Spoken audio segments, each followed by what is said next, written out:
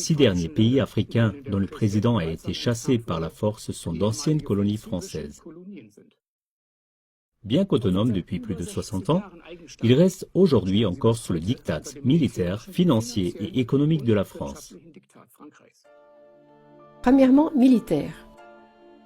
La France a toujours des soldats stationnés dans ses anciennes colonies. Avec les États-Unis, ils exercent une influence sur l'armée nationale par le biais de programmes de formation pour les officiers africains.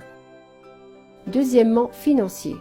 En tant qu'ancienne colonie française, le Niger et le Gabon font partie des 14 pays d'Afrique de l'Ouest qui ont été obligés par la France de céder 85% de leurs réserves de devises et 100% de leurs réserves d'or. Ils doivent jusqu'à aujourd'hui conserver comme monnaie le franc CFA, franc ouest-africain, de l'époque coloniale. Son taux de change est dicté par la Banque centrale française à l'avantage de la France. En 1994, par exemple, celle-ci a dévalué du jour au lendemain le franc CFA, ce qui a fait que les exportations des colonies ont perdu la moitié de leur valeur et que les prix des importations ont augmenté de 50%.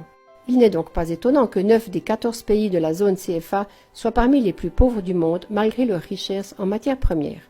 Troisièmement, l'économie. L'exploitation économique systématique et ses conséquences sont évoquées par le député européen Martin Sonneborn de la manière suivante.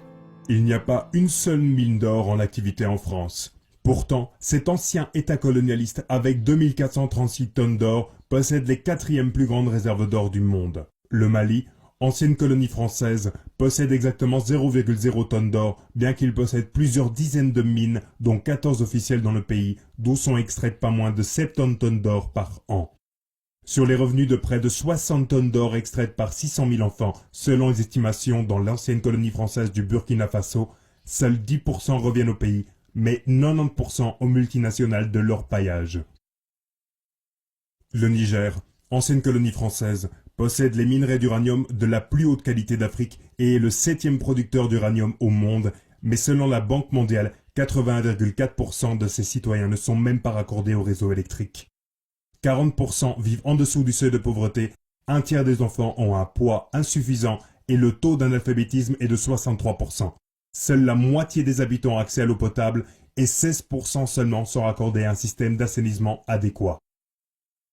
Comment l'Afrique, qui dispose de tant de richesses, peut-elle être devenue le continent le plus pauvre du monde? Selon Sonneborn, le politologue Michael Parenti a une réponse très simple à cette question. Les pays pauvres ne sont pas sous-développés, mais surexploités. De ce point de vue, les récents coups d'État apparaissent comme une tentative attendue de l'Afrique de se libérer du système d'exploitation et d'oppression. Le nouveau chef d'État du Burkina Faso, Ibrahim Traoré, parle des 8 années qui ont précédé le coup d'État de 2002 comme la forme la plus barbare et la plus violente du néocolonialisme impérial. Lors du sommet africain de juillet à Saint-Pétersbourg, Traoré a lancé un appel à tous les représentants des États africains pour qu'ils libèrent le continent de ce système. Il a déclaré : « Le problème, ce sont les chefs d'État africains qui ne contribuent en rien à la lutte des peuples et qui jouent la même partition que les impérialistes. Ils nous qualifient de milices, d'hommes qui ne respectent pas les droits de l'homme. De quels droits de l'homme parle-t-il ? Nous, chefs d'État africains, devons cesser de nous comporter comme des marionnettes qui sautent à chaque fois que les impérialistes tirent les ficelles. » Mais pourquoi les États africains ne se sont-ils pas libérés de ce système depuis longtemps? Leurs présidents ne sont-ils vraiment que des marionnettes des intérêts occidentaux? En regardant le passé plus récent, Arikana Chiombo Orekwao, ancienne représentante de l'Union africaine aux États-Unis, explique que les dirigeants qui ont essayé d'obtenir le meilleur pour leur peuple ont été assassinés. Avant même qu'un président n'arrive au pouvoir, il existe pour lui des tabous: l'armée, les finances et les ressources naturelles. Il ne doit pas y toucher, car, s'il le fait, il risque de ne pas survivre à la journée. Tant qu'il évite ces domaines, il peut gouverner comme il l'entend. Chers téléspectateurs, n'est-ce pas une moquerie lorsque les politiciens et les médias occidentaux parlent de préserver l'ordre constitutionnel, alors qu'en réalité, cela ne désigne que les présidents qui assistent impuissants au bradage de leur pays? Dans ce contexte, la demande de réintégration du président nigérien n'apparaît-elle pas sous un tout autre jour?